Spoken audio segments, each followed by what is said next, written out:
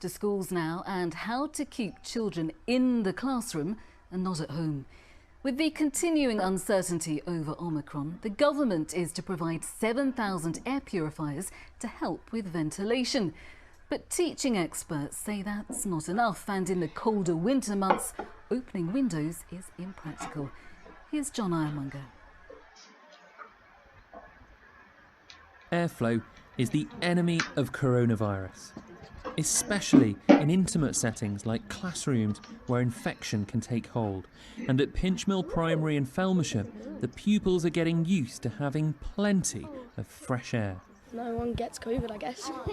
Clears the whole classroom.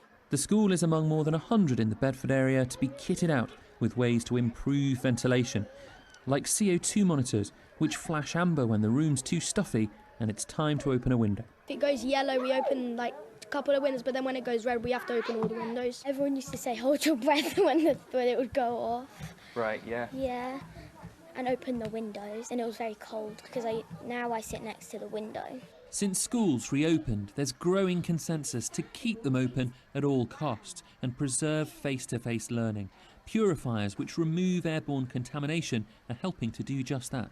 The government has promised to issue 7,000 air purifiers like these to early years schools and colleges. But there are around 350,000 educational settings across the country. So how can that be enough? I think what the government would say to this is that the majority of classrooms in the majority of our primary, our specials and our secondary schools, the ventilation is fine, or opening the window a bit will be enough. So I think those additional air purifiers are designed where you haven't got sufficient ventilation. Now, whether that will be enough, I would doubt, to be honest.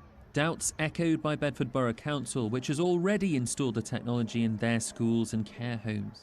I think there's growing evidence that these air filtration systems work. They've been used very effectively in hospitals. I think Addenbrooke's Hospital did a very good study on this and have been using them with great effect. So we're very behind the curve nationally, but in Bedford Borough, I think we got ahead of the curve and made sure that our schools had that protection sooner. The new protections are welcome here, but the head looks forward to the day when fewer are necessary. We're constantly looking forward to a time when we can get back to more normal situation, and the thing for me is that we're still keeping children separated in school, and I just want us to be a whole school again. Throughout this pandemic, children who are the least vulnerable have endured the most disruption. It's just as well they're so resilient. John Ironmonger, BBC Look East.